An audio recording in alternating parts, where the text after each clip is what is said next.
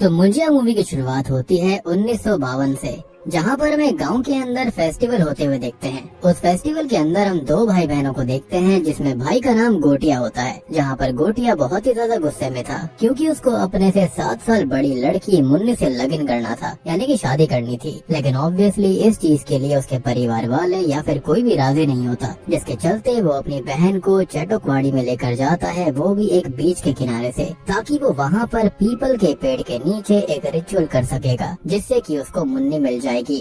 अब रिचुअल करते टाइम एक शॉकिंग ट्विस्ट आता है कि गोटिया अपनी ही सगी बहन की बलि देने लगता है, क्योंकि उसको इस रिचुअल के दौरान एक नर बलि देनी थी। उसकी बहन उसको मजाक में अभी भी कहती है कि वो नारी है, लेकिन फिर भी वो नहीं सुनता और बलि देने ही वाला होता है कि गोटिया की बहन उसको धक्का देकर दूर करती है और भागने की कोशिश करती है। लेकिन अब पीछा करते समय गोटिया गिर पड़ता है, जिससे कि उसके सर पर गहरी चोट आती है। अब जब तक गोटिया की बहन अपने घर वालों को वहाँ पर बुलाकर लाती है, तब तक काफी देर हो गई थी और गोटिया वहीं पर खत्म हो जाता है। घर वाले बहुत ही दुखी थे और ये लोग ब्राह्मण होते हैं। खैर, अब एक खास चीज की गोटिया की मौत हुई थी उसके मुंडन के 10 दिन के अंदर अंदर, तो कहीं उसकी आत्मा न भटके, इसके लिए उसकी अस्थियों को उसी पीपल के पेड़ के सामने गाड़ दिया जाता है। पेड़ पे धागा भी बांध दिया जाता है, जिसके चलते उसकी आत्मा यहाँ पर ना भटके और आत्मा आए भी तो इसी पीपल के पेड़ और चटोकवाड़ी तक ही सीमित रहे। जिसके बाद से ही चटोकवाड़ी श्रापित हो जाती है और वहाँ पर भयानक कर्ज आ गया था। अब सीन सीधा शिफ्ट होता है पुणे में, यानी कि अब कई साल बीत गए थे। खैर, पुणे के अंदर हम पम्मी को देखते हैं, उसके बेटे बिट्टू को और उसकी दादी को, यानी कि अज्जी को। अब पम्मी यहाँ पर ब्यूटी पार्लर चलाती है और बिट्टू उसकी मदद करता है। वो स्टाइलिंग का एडवांस काम सीखने के लिए फॉरेन जाना चाहता है, क्योंकि उसकी अप्लाई की हुई एप्लीकेशन सेलेक्ट हो गई थी। लेकिन पम्मी इसके लिए कंफर्टेबल नहीं होती, क्योंकि उसके लिए बिट्टू अभी बच्चा था और वो उसको खोना नहीं चाहती थी, क्योंकि पम्मी के हस्बैंड अब इस दुनिया में नहीं थे। खैर, बिट्टू अब अपनी बचपन की दोस्त बेला से प्यार करता है और उसका बॉयफ्रेंड कूबा नाम का फॉरेनर है और बिट्टू भी अपनी फीलिंग्स उसके साथ शेयर नहीं कर पाता। लेकिन बेला और उसकी दोस्ती बचपन से बहुत ही ज्यादा पक्की है। बिट्टू का एक फ्रेंड भी है जिसका नाम स्पीलबर्ग है और वो वीडियो मेकिंग का काम करता है। खैर, हम नोटिस करते हैं कि बिट्टू को चटोकवाड़ी से किसी की आवाज बार बार आती रहती है, विजन्स आते रहते हैं। वो परेशान सा रहता है, लेकिन इसका रीजन उसको नहीं पता। एनीवेज, अब बेला एक जुम्बा क्लासेस ओपन करती है जिसका नाम कोबेला होता है, जिसमें बिट्टू और स्पीलबर्ग उसकी हेल्प करते हैं, जिसके चलते कूबा बेला को प्रपोज कर देता है और बिट्टू इससे काफी दुखी था। तभी बिट्टू की अज्जी को पता चलता है कि उनके छोटे बेटे बालू की बेटी, यानी कि बिट्टू की बहन रुक्कू की सगाई फिक्स हुई है, जिसके चलते उनको उनके गाँव जाना होगा, जहाँ पे चटोकवाड़ी भी है और अज्जी के छोटे बेटे का पापड़ और अचार का बिजनेस है। खैर, अज्जी और पम्मी शुरू में हिचकिचाते हैं, क्योंकि वहाँ पर कुछ बुरा हुआ था, लेकिन अब वहाँ पर जाना उनकी मजबूरी हो गई थी और बिट्टू अपना माइंड फ्रेश करना चाहता था, जिसके चलते वो वहाँ पर पहुँच जाते हैं। अब इस पॉइंट पर हमको पता चलता है कि बालू और पम्मी की बिल्कुल नहीं बनती, क्योंकि बालू के बड़े भाई की मौत वहीं चटोकवाड़ी में हुई थी, क्योंकि वो इस जमीन को बेचना चाहता था और अब वो भी सेम चीज करना चाहते हैं, जिसके लिए अज्जी नहीं मानती, यानी कि चटोकवाड़ी उनका था। तब जाकर बिट्टू को पता लगता है कि उसके पिता यहीं खत्म हुए थे और बालू पम्मी और उसके बच्चे को ही इसका रीजन मानता है और इसलिए इन दोनों की बिल्कुल नहीं बनती। खैर, अब बिट्टू इतना ज्यादा गुस्से में आ गया था कि वो सीधा चटोकवाड़ी पहुंच जाता है, जहां के विजन्स उसको आया करते थे। अब यहाँ पर चटोकवाड़ी की डिटेल देखी जाए तो एक बीच है और वहीं से एक रास्ता सीधा चटोकवाड़ी तक जाता है। खैर, तभी हम वहाँ पर मुंजिया को देखते हैं, जो कि बिट्टू पे हमला कर देता है। अब गांव वालों को बिट्टू की स्कूटी जंगल के पास मिलती है और तभी पूरे परिवार को खबर आती है कि बिट्टू मिसिंग है। लेकिन उसका चाचा बालू उससे इतनी नफरत करता था कि वो बस ये कहता है कि स्कूटी दे जाओ, बाकी देखा जाएगा, क्योंकि वो चटोकवाड़ी के नाम से ही मुद्द दिया करता था। अब चटोकवाड़ी जाने से सभी डर रहे थे, लेकिन तभी अज्जी मैटर अपने हाथों में लेती है, क्योंकि वहाँ पर बहुत ही बड़ा ट्विस्ट रिवील होता है कि बिट्टू की अज्जी असल में कोई और नहीं है, बल्कि वो गोटिया यानी कि मुंजिया की वही बहन है जिसकी वो बचपन में बलि देना चाहता था। और अज्जी के पास एक छड़ी होती है, जिसको लेकर वो सीधा चटोकवाड़ी पहुँच जाती है। अब या तो ये छड़ी उनके बाबा की है, जिससे कि गोटिया डरता था, तो उसका डर मुंजिया में भी है, या फिर ये कोई स्पेशल छड़ी है जो कि मुंजिया यानी कि ब्रह्म राक्षस को डराने दर्द देने में काम आती है। क्योंकि जैसे ही अज्जी इस छड़ी का इस्तेमाल करती है, मुंजिया बिट्टू को पीपल के पेड़ की जकड़ से ढीला कर देता है और इस छड़ी के निशान भी उस पेड़ के ऊपर बन गए थे। और ये ब्रह्म राक्षस वाली कहानी मैं आपको थोड़ी देर में समझाऊंगा। एनीवेज अब अज्जी बिट्टू को वहाँ से ले जाने ही वाली थी कि तभी मुंजिया अपने हाथ को बिट्टू की पीठ पे इम्प्रिंट कर देता है और बस फिर यहाँ से अज्जी और बिट्टू किसी तरह से निकल जाते हैं। जहाँ पर अज्जी बताती है कि उसकी वजह से ही बिट्टू के पिता और उनके बड़े बेटे खत्म हो गए थे, क्योंकि उन्होंने ही उनको चेटोकवाड़ी अकेले में आने के लिए बोल दिया था। लेकिन तभी हम नोटिस करते हैं कि बिट्टू की पीठ का वो जो हैंड इम्प्रिंट होता है वो चमकने लगता है, उसको दर्द होता है और बस तभी बिट्टू के सामने ही अज्जी को मुंजिया जान से मार डालता है। यानी कि जो बलि वो सालों पहले देना चाहता था वो आज इनडायरेक्टली पूरी हो गई थी और मुंजिया के अंदर अपनी बहन को लेकर गुस्सा भी था। सोचकर देखो, अपनी सगी बहन को मार डाला और तभी बिट्टू ये देखकर वहीं बेहोश हो जाता है। इसके बाद बिट्टू की आंख सीधा हॉस्पिटल में खुलती है, जहाँ पर उसको ये दुख खबर मिलती है कि उसकी अज्जी अब जिंदा नहीं रही, जो कि उस पर जान छिड़कती थी। वो उनका बहुत ही ज्यादा लाडला था, लेकिन अब वो नहीं रही, जिससे कि पम्मी, बिट्टू और रुक्कू सभी टूट जाते हैं। लेकिन बालू के टॉन्ट अज्जी की चिता जलते वक्त भी नहीं रुकते और बस गुस्से में आकर पम्मी बिट्टू को शहर ले जाने लगती है। अब शाम होते ही बस के अंदर मुंजिया एक लेडी पैसेंजर को चिमटी काट लेता है, जिससे उस लेडी को बिट्टू पे शक होता है, वो उसको मारती है। लेकिन हम देखते हैं कि वो मुंजिया ने किया था, जो कि बस बिट्टू को दिख रहा था। और आप ये भी सोच रहे होंगे कि जो मुंजिया इतने सालों से पेड़ से बंधा हुआ था वो आज शहर कैसे आ गया और बिट्टू को ही क्यों दिखा। तो असल में ये मुंजिया असल में अपने ब्लड लाइन्स वालों को ही दिखते हैं, सिर्फ शाम में ही आ सकते हैं, उनको पजस कर सकते हैं, उनके साथ रह सकते हैं। और अब एक तरह से मुंजिया ने बिट्टू को मार करके उसको पीपल का पेड़ बना लिया था, जिस पर वो कभी भी शाम में आ जा सकता था। अब शहर में आते ही मुंजिया उसके नाक में दम कर देता है। वो उससे लगातार मुन्नी को ढूंढने के लिए कहता है और इसी सेम चीज को बिट्टू का फ्रेंड स्पीलबर्ग भी फील कर पाता है और सुन पाता है, क्योंकि वो मुंजिया को देख नहीं सकता था। मुंजिया की यहाँ पर एक शर्त भी होती है कि वो मुन्नी से शादी करना चाहता है और फिर मुक्ति चाहता है। अब ये दोनों ही मुन्नी को ढूंढना चालू कर देते हैं, जिसके चलते बिट्टू रुक्कू से बात करता है, जो कि बताते हैं कि मुन्नी अज्जी की ही फ्रेंड हुआ करती थी, तो उनके बक्से में कुछ फोटोज होंगी जो कि वो सेंड कर देगी। अब जैसे ही फोटो उसके पास आती है तो वो देखते हैं कि शॉकिंगली मुन्नी बिल्कुल बेला जैसी ही दिखती थी, यानी कि बेला की ही अज्जी मुन्नी थी, जिसके घर वाले गांव से घर बेचकर शहर में शिफ्ट हो गए थे और फिलहाल बेला के जो घर वाले हैं वो यूएस में रहते हैं। अब मुंजिया भी फोटो देखकर तुरंत ही उसको वहां पर जाने की इंस्ट्रक्शंस देता है और ये लोग उसकी बात इसलिए मान रहे थे क्योंकि मुंजिया ने धमकी दी थी कि अगर बिट्टू ने उसकी बात नहीं मानी तो जैसे उसने अज्जी को खत्म किया था वैसे ही वो उसकी माँ पम्मी को खत्म कर देगा।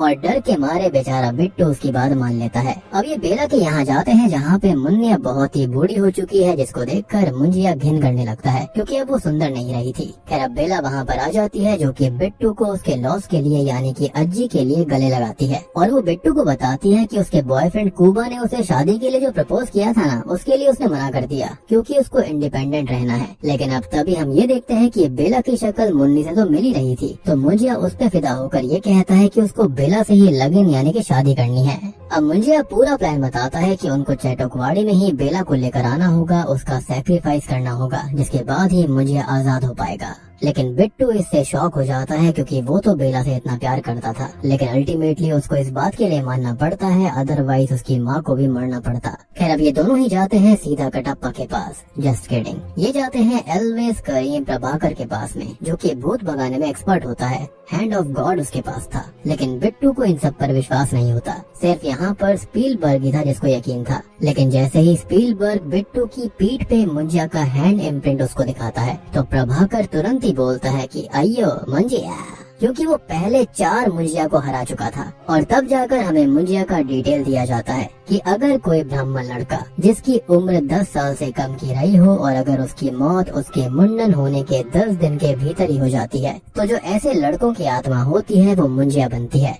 इसलिए उनकी अस्थियों को पीपल के पेड़ के सामने गाड़ा जाता है या फिर उसके नीचे गाड़ा जाता है, क्योंकि उनकी कुछ अधूरी इच्छाएं होती हैं और वो कहीं बाहर न आ जाएं, इसलिए उनको पेड़ से बांध दिया जाता है। और सेम चीज गोटिया के साथ भी करी गई थी। ये सब बेसिकली भ्रम राक्षस होते हैं जो कि मर नहीं सकते और इनको बस रोका जा सकता है, कैद किया जा सकता है। लेकिन प्रभाकर कहता है कि इसका भी एक तरीका है। जिस लड़की से उसको शादी करनी है उसको लेकर वहीं जाना होगा जहाँ पे मुंजिया को बांधा गया था। उसके बाद उसको शादी करने के लिए किसी फिजिकल फॉर्म में ही आना पड़ता है, जो कि होती है बकरी। और ये बात मुंजिया खुद से कभी नहीं बताएगा। जिसके बाद अगर बकरी को मारा जाए तो मुंजिया भी खत्म हो जाएगा। प्रभाकर का कहना था कि लड़की को मनाने का काम उन सब का होगा।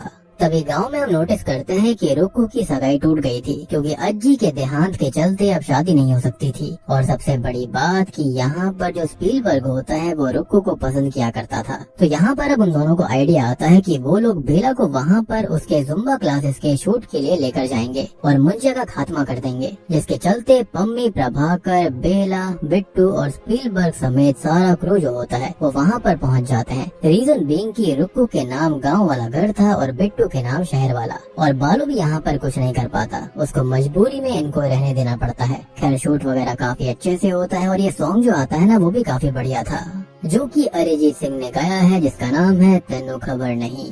एनीवेज अब बिट्टू और बेला साथ में बैठे होते हैं जहाँ पर बेला कोबा से ब्रेकअप करने वाली थी, लेकिन कोबा यहीं पर आ जाता है और बेला से माफी मांगने लगता है। वो उसको आजादी देने के लिए रेडी था, जिसके बाद बेला भी मान जाती है। लेकिन जब कोबा बेला को किस करने की कोशिश करता है तो उसी वक्त शाम होने को थी, तो मुझे आकर कोबा को ले जाता है, उसको घायल कर देता है, जिसके चलते उसको क्लिनिक ले जाना पड़ता है, जहाँ पर डॉक्टर बताते हैं कि जानवर ने उसके बॉल्स को यानी कि गुलाब जामुन समझकर खा लिया है। लेकिन हम जानते हैं कि ये काम मुंजिया का था।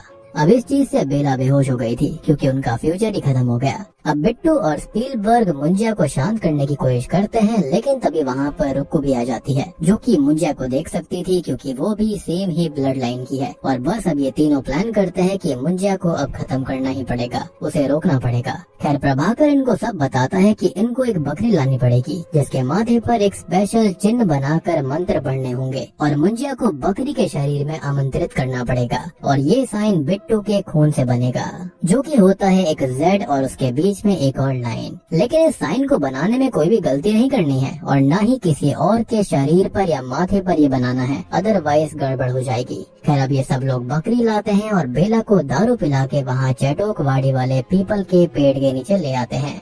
और मुंजिया इनको प्रभाकर वाली इंस्ट्रक्शन ही देता है, यानी कि उसने अभी तक इनको कुछ नहीं बताया था। और मुंजिया बकरी में आ जाता है, लेकिन गड़बड़ हो जाती है क्योंकि बेला ने अपने माथे पे सेम साइन बना दिया था। और अब बस मुंजिया बकरी से निकलकर बेला के अंदर चला जाता है और बकरी के अंदर बेला की आत्मा चली जाती है, यानी कि यहाँ पर आत्मा स्विच हो गई थी। अब ये लोग करते ये हैं कि किसी तरह से इस बकरी को यानी कि बेला को लेकर वो आ रहे होते हैं, लेकिन इसको बकरी समझकर बालू अपने साथ ले जाता है ताकि वो उसको खा सके। अब ये लोग घर आ जाते हैं और पम्मी को बालू के खिलाफ भड़काते हैं कि पम्मी में बिल्कुल हिम्मत नहीं है बकरी लेने की, जिसके चलते वो गुस्से में वहाँ से जाने को उठती है कि बेला के शरीर में मुंजिया इन पर हमला कर देता है और सीधा घर पहुँच जाता है, जहाँ पर पम्मी को बिट्टू ने सब बता दिया था।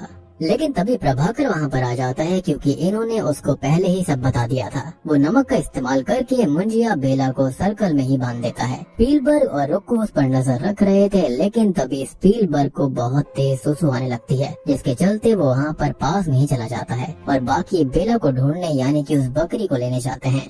अब वहाँ जाकर इनको दिखता है कि बकरी को तो खा लिया गया है, तो प्रभाकर का ये कहना था कि बेला की आत्मा उसके शरीर में होगी और इससे भी आत्मा का एक्सचेंज हो सकता है। अब ये लोग साइन बनाते हैं उसके माथे पर, लेकिन तब तक स्पीलबर्ग को वो बकरी मिल गई थी और रुक्कू को बेवकूफ बनाकर मुंजिया आजाद होकर यहीं पर आ गया था। अब होता यह है कि 3 लोगों पर ये साइन बना हुआ था, यानी कि बकरी, बेला और बालू पर, जिससे कि बालू के शरीर में मुंजिया आ जाता है, बेला की आत्मा उसके शरीर में वापस आ गई थी और बकरी को भी उसकी आत्मा मिल जाती है।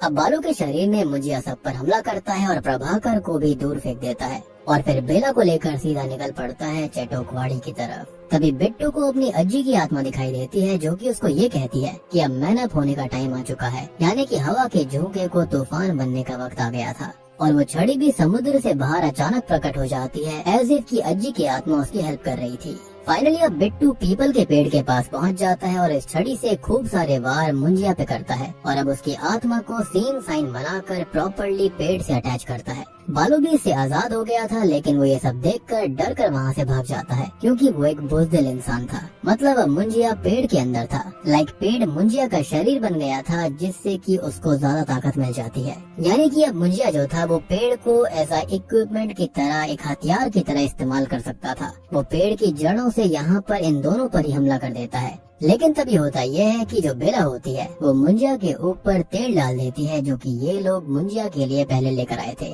ताकि वो सब कुछ जला सकें। और बस बिट्टू वहाँ पर आग लगा देता है, जिससे कि ये पीपल का पेड़ जलने लगता है और बेला और बिट्टू बच गए थे। बिट्टू ने फाइनली अपने प्यार को बचा लिया। खैर अब कुछ हफ्ते बीत जाते हैं और अब बेला बाहर घूमने जाने वाली थी। बिट्टू अब बेला को अपनी फीलिंग्स बताता है, लेकिन बेला उसको फ्रेंड जोन कर देती है, यानी कि वो उससे बहुत ही ज्यादा अटैच तो थी, उसकी दोस्त भी बन रही थी, लेकिन बस ये कह देती है कि तुम बेटर डिजर्व करते हो और मैं तो बाहर घूमना चाहती हूँ। और सच बताऊं, मुझे यहाँ पर बेला का कैरेक्टर बहुत ही ज्यादा इरिटेटिंग लगा। मतलब इस लड़की को पता ही नहीं था कि इसको चाहिए क्या। इसको आजादी चाहिए, इसको जुम्बा करना है, इसको बाहर घूमना है, इसको फॉरेनर चाहिए या फिर बिट्टू चाहिए, इसको कुछ नहीं पता था। और बिट्टू भी उसको जाने देता है। उसको लगता है कि यहाँ पर जब बेला को यही नहीं पता कि उसे चाहिए क्या, तो वो बिट्टू का क्या ख्याल रखती। अल्टीमेटली यहाँ पर यही सिखाया गया है कि प्यार करने का मतलब जाने देना होता है, ना कि जबरदस्ती करना। दुख होता है लेकिन यही सही है। जबकि मुंजिया ने उल्टा किया था। गोटिया शुरू से ही इविल था और वो इविल था इसलिए ब्रह्म राक्षस बना था।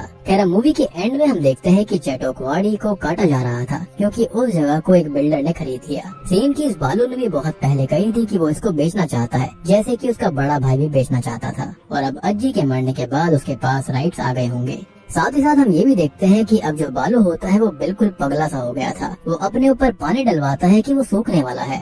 और अब यहाँ पर एक बहुत ही बड़ा ट्विस्ट रिवील होता है। मुझे यहाँ पर ऐसा लगता है कि जो स्टार्टिंग में सीन आया था जहाँ पर इन तीनों के माथे पर साइन बना था, तो मुंजिया की जो आत्मा थी वो तो चली गई थी बालू के अंदर, बेला को उसकी आत्मा मिल गई थी, लेकिन बकरी के अंदर शायद से बालू की आत्मा चली गई। और अब जब ये रिचुअल फिर से हुआ था तो पेड़ की जो आत्मा थी ना वो बालू के अंदर आ गई, और जो बालू के अंदर मुंजिया की आत्मा थी वो पेड़ के अंदर चली गई। तभी तो यहाँ पर बालू बोल रहा था कि मैं सूख रहा हूँ, मेरे को पानी डालो। अदरवाइज यहाँ पर कोई मतलब नहीं बनता कि बालू इस तरह की बात करे। या फिर हो भी सकता है कि खाली यहाँ पर ये मजाक वगैरह हो रहा होगा, उसको पागल दिखाने की कोशिश करी गई होगी। या फिर आप लोग बताना कि आपको क्या लगता है, मेरी थियोरी यहाँ पर सही है या फिर नहीं। एनीवेज अब मूवी के एंडिंग सीन में बिट्टू को फिर से एहसास होता है कि मुंजिया अभी भी जिंदा है। मैंने कहा ना कि ब्रह्म राक्षसों को मारा नहीं जा सकता, लेकिन इस बार बिट्टू उस छड़ी के साथ मुंजिया से लड़ने के लिए पूरी तरह से तैयार था, क्योंकि अब उसने डरना छोड़ दिया। और अब यहाँ पर सबसे बेहतरीन चीज आती है। मूवी के पोस्ट क्रेडिट सीन में हम भेड़िया मूवी की कैमियो को देख पाते हैं। जी हाँ, जना भास्कर को ढूंढ रहा होता है क्योंकि वो जंगल में भेड़िया बनने के बाद नंगा था। जना के हाथ में मुन्नी नाम की चड्डी थी और बस भास्कर कहता है कि मुन्नी की चड्डी छी। साथ ही साथ हम मुंजिया को भी देखते हैं। और अब जानते ही हो कि विषाणु यानी कि भास्कर या फिर भेड़िया जंगलों को बचाता है, तो शायद से वो चटोकवाड़ी को काटने से बचाने के लिए आया होगा। और इसी के साथ में मुंजिया मूवी यहीं पर खत्म हो जाती है। तो दोस्तों ये थी मुंजिया फिल्म की कहानी।